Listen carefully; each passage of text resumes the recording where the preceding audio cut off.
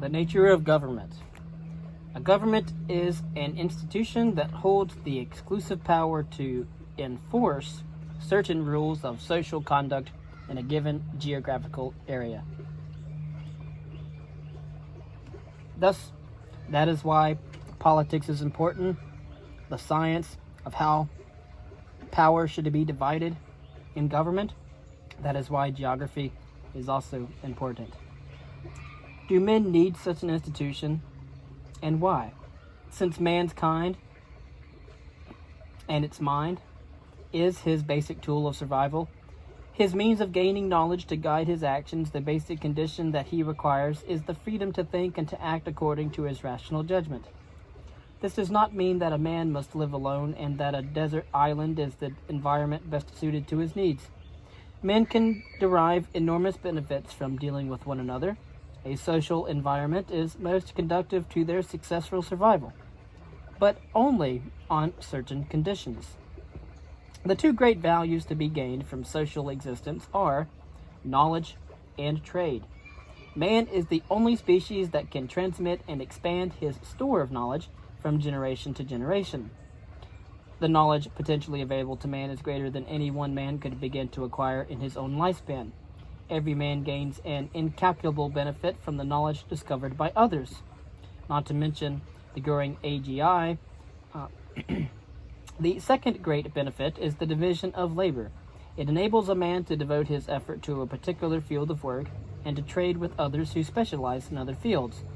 This form of cooperation allows all men who take part in that to achieve a greater knowledge, skill, and productive return on their effort than they could achieve otherwise, if each had to produce everything that he needed on a desert island or on a self-sustaining farm. But these very benefits indicate, delimit, and define what kind of men can be of value to one another, and in what kind of society only rational, productive, independent men in a rational, productive, free society. A society that robs an individual of the product of his effort, or enslaves him, or attempts to limit the freedom of his mind, or compels him to act against his own rational judgment, a society that sets up a conflict between its edicts and the requirements of man's nature, is not strictly speaking a society, but a mob held together by institutionalized gang rule. Such a society destroys all the values of human coexistence, has no possible justification, and represents not a source of benefits, but the deadliest threat to man's survival. Life on a desert island is safer than and incomparably preferable to existence in Soviet Russia or that of Nazi Germany. If men are to live together in a peaceful, productive, rational society and deal with one another to mutual benefit, they must accept the basic social principle, without which no moral or civilized society is possible, the principle of individual rights. To recognize individual rights means to recognize and accept the conditions required by man's nature for his proper survival.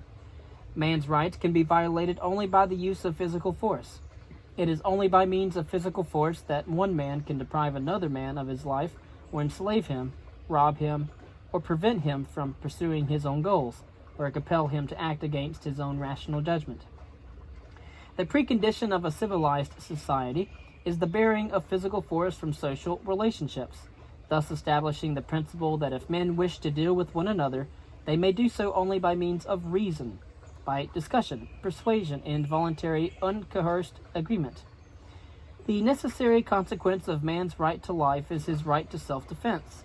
In a civilized society, force may be used only in retaliation and only against those who initiate its use. All the reasons which make the initiation of physical force an evil make the retaliatory use of physical force a moral imperative. If some pacifist society renounced the retaliatory use of force, it would be left helplessly at the mercy of the first thug who decided to be immoral. Such a society would achieve the opposite of its intention. Instead of abolishing evil, it would encourage and reward it.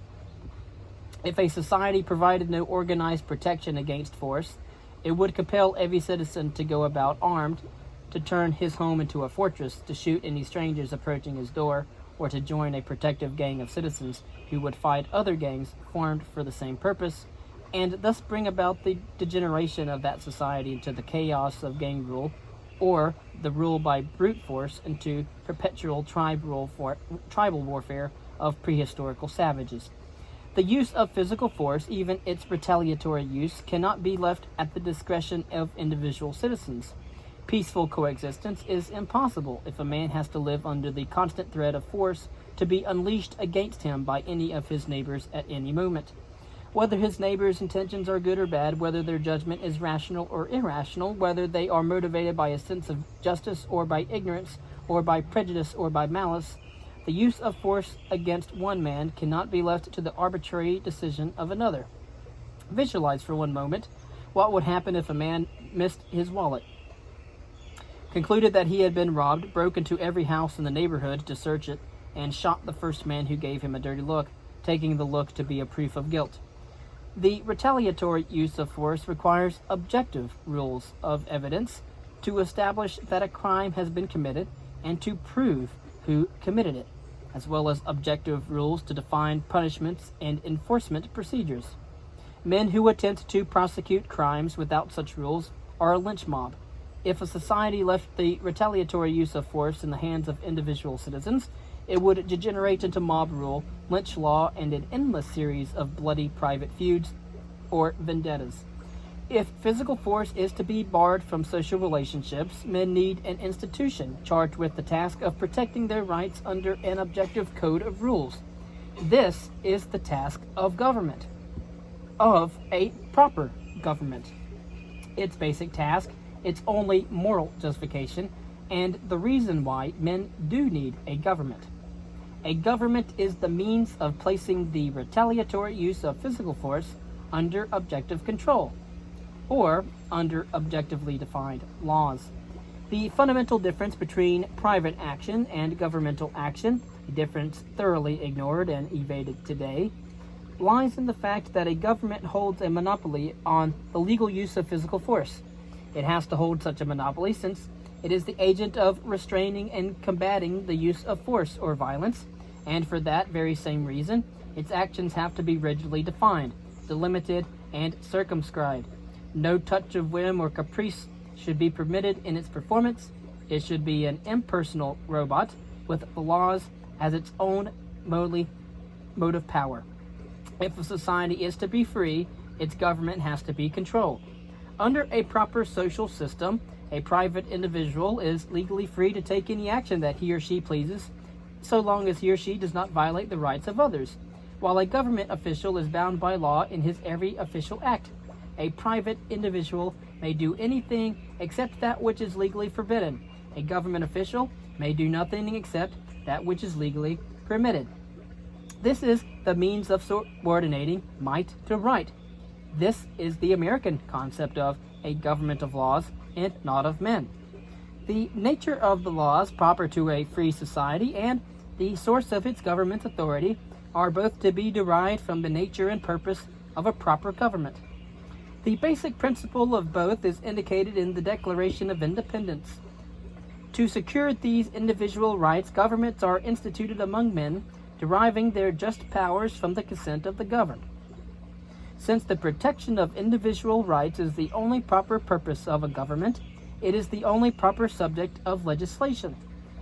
All laws, indeed, must be based on individual rights and aimed at their protection. All laws must be objective and objectively justifiable. Men must know clearly and cogently and in advance of taking an action what the law forbids them to do and why, what constitutes a crime, and what penalty they will incur if they commit that crime. The source of the government's authority is the consent of the governed. This means that the government is not the ruler, but the servant or agent of the citizens. It means that the government as such has no rights except the rights delegated to it by the citizens for a specific purpose. There is only one basic principle to which an individual must consent if he or she wishes to live in a free, civilized society, the principle of renouncing the use of physical force and delegating to the government his or her right of physical self-defense for the purpose of an orderly, objective, legally defined enforcement. Or, to put it another way, He or she must accept the separation of force and whim, any whim including his or her own. But what happens in case of a disagreement between two men or women about an undertaking in which both are involved? In a free society, men and women are not forced to deal with one another. They do so only by voluntary agreement and when a time element is evolved by contract. If a contract is broken by the arbitrary decision of one man or woman, it may cause a disastrous financial injury to the other, and the victim would have no recourse except to seize the offender's property as compensation. But here again, the use of force cannot be left to the decision of private individuals, and this leads to one of the most pertinent and most complex functions of the government, to the function of an arbiter who settles disputes among men according to objective laws. Criminals of deed are a small minority in any semi-civilized society, but the protection and enforcement of contracts through courts of civil law is the most crucial need of a peaceful and prosperous society. Without such protection, no civilization could be developed or maintained. Man cannot survive as animals do by acting on the range of the immediate moment. Man and woman has to project their goals and achieve them across the span of time. They have to calculate their actions and plan their lives long range. The better a person's mind and the greater their knowledge, the longer the range of their planning. And the higher or more complex a civilization, the longer the range of activity that it requires, and therefore the longer the range of contractual agreements among men and women, and the more urgent their need of protection for the security of such agreements. Even a primitive barter society could not function if a man agreed to trade a bushel of potatoes for a basket of eggs, and having received the eggs, refused to deliver the potatoes. Visualize what this sort of whim-directed action would mean in an industrial society where men and women deliver $1 billion worth of goods on credit, or contract to build a multi-million-dollar structure, or sign 99-year leases. A unilateral breach of contract involves an indirect use of physical force. It consists in essence of one man or one woman receiving the material values, goods, or services of another, then refusing to pay them and thus keeping them by force or by mere physical possession, not by right, or keeping them without the consent of their owner. Fraud involves a similarly directed use of force. It consists of obtaining marital values without their owner's consent, under false pretenses or false promises. Extortion is another variant of an indirect use of force, and it consists of attaining material values, not in exchange for values, but by the threat of force, violence, or injury. Some of these actions are obviously criminal. Others, such as a unilateral breach of contract, may not be criminally motivated, but still may be caused by irresponsibility and irrationality. Still, others may be complex issues with some claim to justice on both sides. But whatever the case may be, all such issues have to be made subject to objectively defined laws and have to be resolved by an impartial arbiter administering the laws, by a judge, including a jury when appropriate. Observe the basic principle governing justice in all these cases. It is the principle that no man or woman may obtain any values from others without their consent, and as a corollary, that a man's rights may not be left at the mercy of a unilateral decision, the arbitrary choice, the irrationality, or the whim of another. Such, in essence, is the proper purpose of a government, to make social existence possible to men and women, by protecting the benefits and combating the evils which men and women can cause to one another. And so, the proper functions of a government fall into three broad categories, all of them involving the issues of physical force and the protection of men and women's rights. The police, to protect men from criminals. The armed services, to protect men and women from foreign invaders. And the law courts, to settle disputes among men and women according to objective laws. These three categories, again, the police, the armed forces, and the law courts, involve many corollary and derivative issues and their implementation in practice in the form of specific legislation is enormously complex. It belongs to the field of a special science, the philosophy of law, and many errors and many disagreements are possible in the field of implementation. But what is essential here is the principle to be implemented, the principle that the purpose of law and of government is the protection of individual rights. Today, of course, this principle is much forgotten, ignored, and evaded, and the result is the present state of the world, with mankind's retrogression to the lawlessness of absolutist tyranny, to the primitive savagery of rule by brute force. In unthinking protest against this trend, some people are raising the question of whether government as such is evil by nature and whether anarchy is the ideal social system. Of course, anarchy, as a political concept, is a naive, floating abstraction. For all the reasons discussed above, a society without an organized government would be at the mercy of the first criminal who came along and who would precipitate it into the chaos of gang warfare. But the possibility of human immorality is not the only objection to anarchy. Even a society whose every member were fully rational and faultlessly moral could not function in a state of anarchy.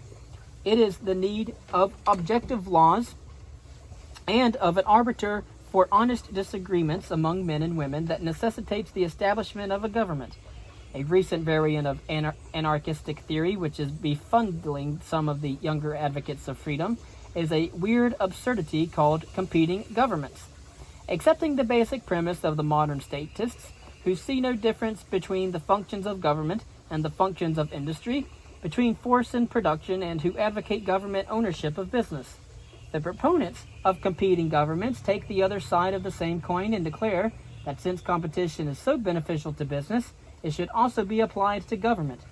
Instead of a single monopolistic government, they declare that there should be a number of different governments in the same geographical area, competing for the allegiance of individual citizens, with every citizen free to shop and to patronize whatever government that he or she chooses. Remember that forcible restraint of men and women is the only service a government has to offer. Ask yourself what a competition in forcible restraint would have to mean. One cannot call this theory a contradiction in terms, since it is obviously devoid of any understanding of the terms competition and government.